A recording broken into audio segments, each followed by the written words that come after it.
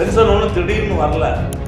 நீங்கள் 72லேருந்து 98 வரைக்கும் 26 வருஷம் பென்ஷன் வேணும்னு பென்ஷனே இல்லாமல் போன தொழிலாளி தான் போராடணும். பிஹெச்இஎல், அதேமாதிரி நெய்வேலி லிக்னைட் கார்பரேஷன், இதர பப்ளிக் செக்டார் பூராமே, அது மாதிரி இதர ஆலை தொழிலாளிகள் எல்லோருக்குமே எடுக்கிற பென்ஷன் வந்து இபிஎஃப் பென்ஷன் தான் இருக்குது. இப்போ நம்ம தொழிலாளிகளே 95லேருந்து 98 வரைக்கும் ரிட்டையர்டாகி இப்போ கொஞ்சம் பேர் வந்து இருக்கிறாங்க. அவங்கெல்லாம் வந்து இபிஎஃப் பென்ஷன் தான் வாங்கிட்டு இருக்காங்க. இபிஎஃப்லேருந்து வெளியே வரணும்.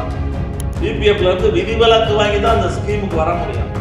அதெல்லாம் 98ல் ஸ்டேட் கவர்மெண்ட் என்ன செஞ்சுன்னா இந்த பென்ஷன் ஸ்கீமுக்கு நம்ம போகிறதுக்காக மத்திய அரசினுடைய வருங்கால வைப்பு நிதி சட்டம் போக்குவரத்து தொழிலாளிகளுக்கு பொருந்தாதுன்னு வந்து ஒரு அரசாணையை வெளியிட்டு பிபிஎஃப்லேருந்து நம்ம வெளியே வந்தோம். ஏமாலஜி என்னதான் சொல்கிறாங்க இந்த தொழிலாளிகள், அதாவது வந்து புது பென்ஷன்லாம் வந்திருக்குது, நம்ம பென்ஷன்னு கேட்குறோம்.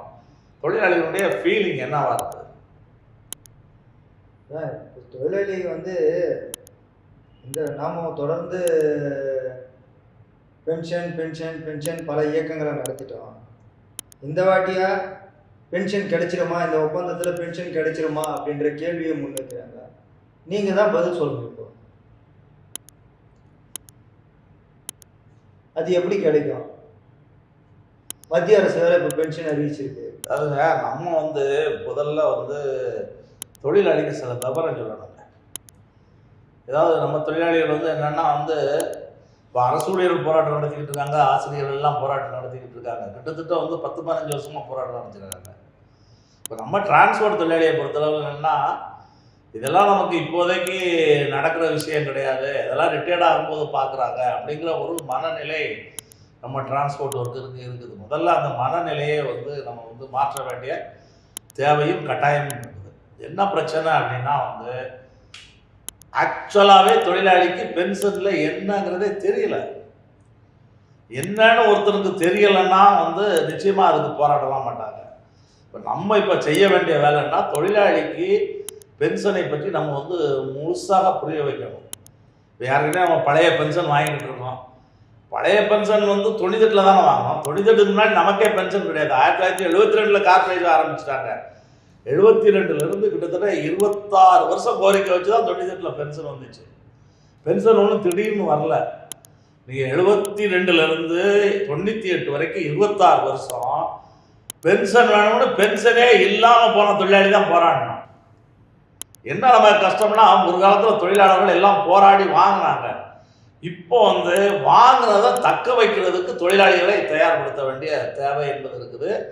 98ல் நம்ம வந்து பென்ஷன் வாங்கும் பொழுது ஏற்கனவே நமக்கு பிஎஃப் இருந்துச்சு. பிஎஃப்னா வந்து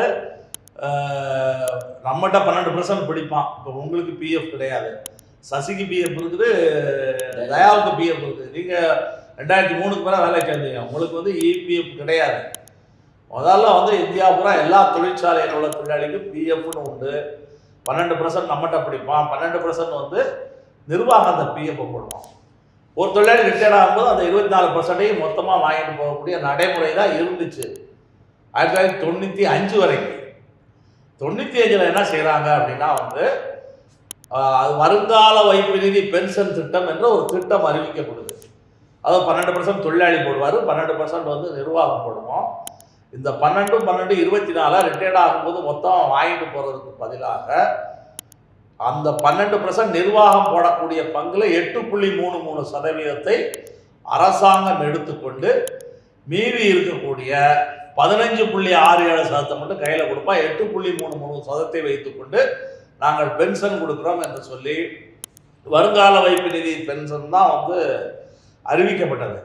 இப்போ நம்ம டிரான்ஸ்போர்ட்லாம் வந்து இந்த பென்ஷன் நீங்கள் பார்த்தீங்கன்னா பிஹெச்இஎல், அதேமாதிரி நெய்வேலி லிக்னைட் கார்பரேஷன், இதர பப்ளிக் செக்டார் பூராமே, அது மாதிரி இதர ஆலை தொழிலாளிகள் எல்லோருக்குமே எடுக்கிற பென்ஷன் வந்து இபிஎஃப் பென்ஷன் தான் இருக்குது. இபிஎஃப் பென்ஷன் தான் இந்தியா பூரா இருக்குது. அதிகமான தொழிலாளர்கள் வாங்கக்கூடிய பென்ஷன் வந்து இபிஎஃப் பென்ஷன்.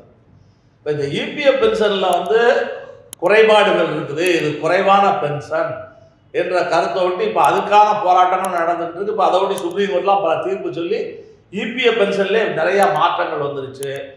நம்ம எல்லாமே வருங்கால வைப்பு நிதி பென்ஷனில் தான் 1995 வரைக்கும் இருந்தோம். 95ல் வந்து வருங்கால வைப்பு நிதி பென்ஷன் வந்த பிறகு வருங்கால வைப்பு நிதி பென்ஷன் இப்போ நம்ம தொழிலாளிகளே 95ல் இருந்து 98 வரைக்கும் ரிட்டையர்ட் ஆகி இப்போ கொஞ்சம் பேர் வந்து இருக்கிறாங்க. அவங்கெல்லாம் வந்து இபிஎஃப் பென்ஷன் தான் வாங்கிட்டு இருக்காங்க. நம்ம தொழிலாளிகளே ஒரு பகுதி தொழிலாளிகள் 98க்கு முன்னாடி ரிட்டையர்ட் ஆன ஆள் இபிஎஃப் பென்ஷன் வாங்கிட்டு இருக்காங்க. இப்போ நம்ம என்ன சொன்னோம்னா, அந்த இபிஎஃப் பென்ஷன் வந்தோடனே எங்களுக்கு இபிஎஃப் பென்ஷன் வேண்டாம், அது தொகை குறைவாக இருக்குது. அரசு ஊழியர்களைப் போல, மின்சார வாரிய ஊழியர்களைப் போல, அதாவது ஒரு தொழிலாளி வேலை பார்த்தா வந்து அவருக்கு வந்து கடைசியாக வாங்கின சம்பளத்தில் 50% பென்ஷனாக கிடைக்கணும். அதில் வந்து பஞ்சப்படி உயரும் பொழுது பஞ்சப்படி கிடைக்கணும். இபிஎஃப் பென்ஷனில் பஞ்சப்படி உயர்வு என்பது வந்து கிடையாது. அதனால் இது மாதிரி எங்களுக்கு அரசு ஊழியர் பென்ஷன் வேணும், இபிஎஃப் போல் பென்ஷன் வேணும்னு 98ல் பெரிய ஸ்ட்ரகிள் பண்ணி தான் 98ல் இந்த பென்ஷன் ஸ்கீம் என்பது வந்துச்சு. இப்போ இபிஎஃப் ஸ்கீம்னு ஒன்று இருக்குது. 98ல் நம்ம இந்த ஸ்கீம் வரும் பொழுது நம்ம இபிஎஃப்லேருந்து வெளியே வரணும்.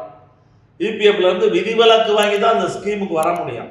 அதனால் 98ல் ஸ்டேட் கவர்மெண்ட் என்ன செஞ்சுன்னா, இந்த பென்ஷன் ஸ்கீமுக்கு நம்ம போகிறதுக்காக மத்திய அரசினுடைய வருங்கால வைப்பு நிதி சட்டம் போக்குவரத்து தொழிலாளிகளுக்கு பொருந்தாதுன்னு வந்து ஒரு அரசாணையை வெளியிட்டு இபிஎஃப்லேருந்து நம்ம வெளியே வந்தோம்.